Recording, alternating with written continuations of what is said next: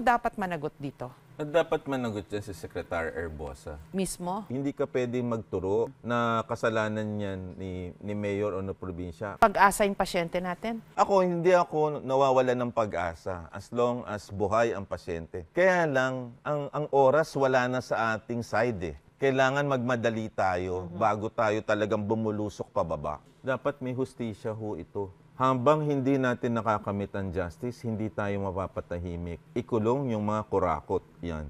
Hindi lang sa flood control, hindi lang sa edukasyon, sa kalusugan, at lahat ng sangay ng pamahalaan.